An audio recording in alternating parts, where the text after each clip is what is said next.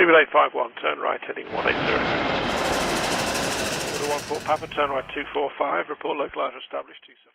It's been a relatively quiet week with no standout developments once again, so that brings the return of a type of video many of you here on the channel have been enjoying, and that's these compilation type videos surrounding aviation news with multiple different stories that say are not big enough to get their own video, but can be formed into these compilations of sorts.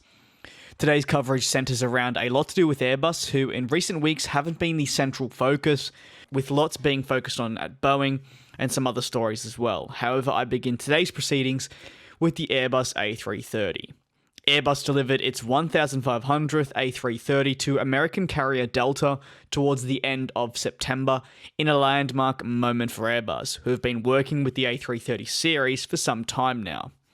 The A330 was introduced all the way back in the early 1990s and was the set replacement to the A300 series, a now foreign type in our skies. The A300 and A330 share many similarities. The A330 also utilised technology from the A320 family, which is a single-aisle jet, and the 330 was developed for medium-range routes. It's been nothing short of a success since its launch, and in recent years, Airbus launched their A330neo, specifically back in 2014. This came about when airlines started to phase out the likes of their 757s and 767s. The new engine option, which is what NEO stands for to customers, provides airlines that are in need of a replacement for their also original A330s better efficiency and, of course, added benefits.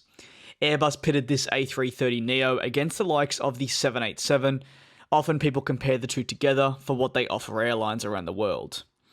Airbus continues to this day to work and develop on the A330 series, certifying new types with adjusted maximum takeoff weight and more. All these things giving it an advantage when customers are looking to purchase new aircraft. Of course, something right now they aren't really doing, but in the future I think we can all hope that it does take place.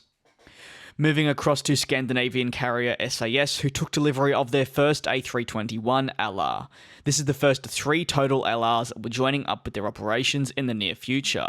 The jet fuel uses a 10% more sustainable jet fuel blend, which once again highlights the advancements in technology and more to ultimately make air travel more sustainable moving forward.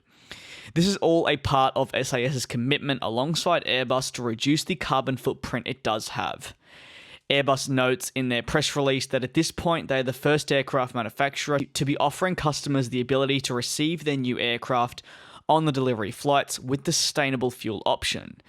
This has been ongoing since 2016, so now 4 years. The type overall offers customers 30% fuel saving and almost a 50% reduction in noise footprint compared to the previous generation of its competitors. This is a great advancement it's been seen well across the board, with, like I mentioned, the technology being greatly upped over time, as you could probably imagine, and that's only going to continue into the future. Qatar Airways announced recently that following the resumption of a service from Doha to Bulgaria, they'll now have added their 100th destination back to their global network.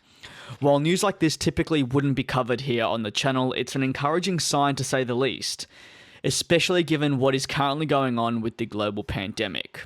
With the launch of the 100th service again following the mass groundings and more, Qatar Airways is hoping to expand again upon roughly more than 700 weekly flights that spread across 6 continents. Qatar Airways said that it has flown 2.3 million passengers and greatly aided those trying to return to their home country since the pandemic first began. The 2.3 million passengers were transported on over 37,000 flights, according to the airline.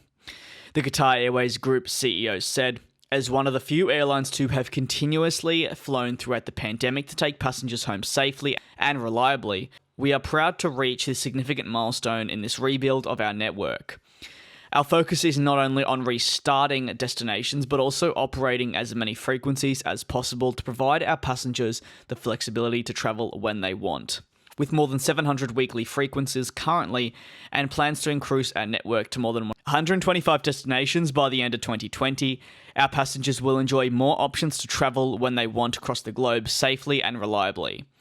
Heading back to Airbus, the aircraft manufacturer, would you believe it welcomed a brand new customer to its family, that being Sky Express, who announced an order for their A320neo family. A shock, yes.